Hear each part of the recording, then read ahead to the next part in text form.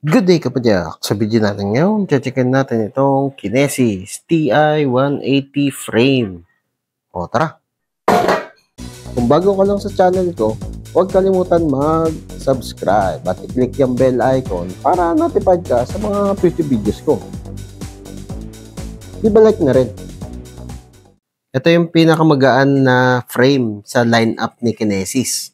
Bago natin i-explore yung frame, ito, dito ko yan nabili kay Phoenix-Rite. So, location ni Sir, taga-Taguig. Dito ako sa kanila kumukuha ng item kapag may hinahanap yung mga customer.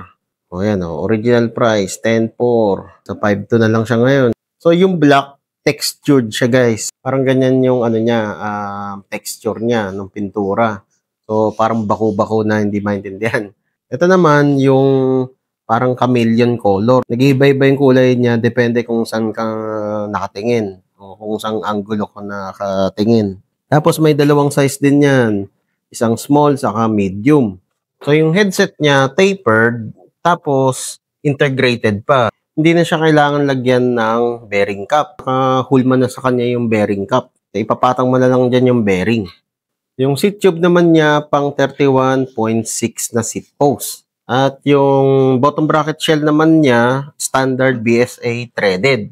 So dito sa dropout niya, mukhang proprietary siya eh. So si Kinesis lang yung may ganitong dropout. Yun lang yung parang downside na nakikita ko dito kasi sinerch ko na sa Shopee, sa Lazada, wala namang nagbebenta nitong dropout niya. So sabi sa specs, 1.6 kg daw siya. Eh di check natin kung totoo nga. So ang timbang niya guys ay around 1.585 kg. 6061 na aluminum to pero magaan. Dahil yun sa signature nilang SPF technology. So SPF ibig sabihin super plastic forming. Ang ibig sabihin nun blow molded yung pyesa. Parehas nitong Kinesis na rigid fork, blow molded din siya. Ito pang malupit dito. Tao ang nagwe-welding, hindi machine, hindi robot. Halata mo rin na handmade kasi may mga TIG weld na hindi ganun ka-consistent. Merong dire-diretso, merong parang lumilihis ng konti.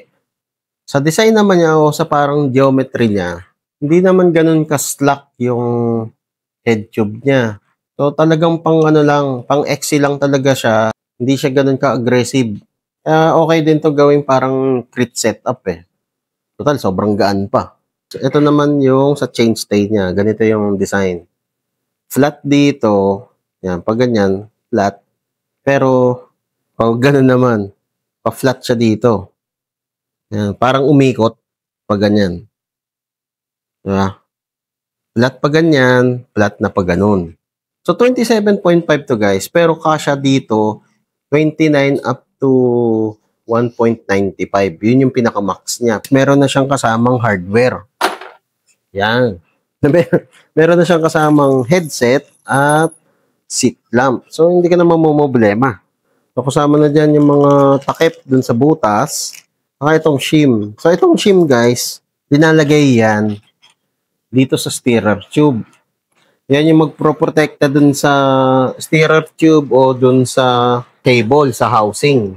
Either sa dalawa, yung housing o yung steerer tube para iwas gas-gas.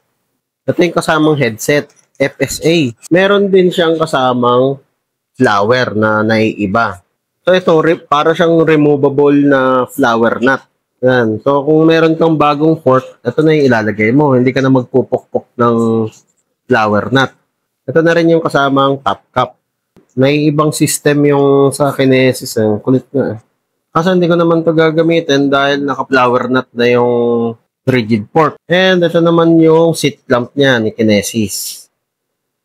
Yan. So, aluminum, matte finish, may logo ng Kinesis. Pero hindi ko to gagamitin dahil sobrang bigat niya. Ayan 53 grams. Ito ang ilalagay ko dyan kay Kinesis. Yung titanium. Ayan 9 lang. So, ang part score ko dito ay 9/10.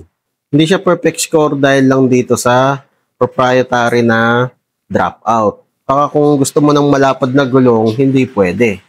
pang manipis lang na gulong siya. Pero kung naghahanap ka ng magaan na frame, ito na ang kunin mo.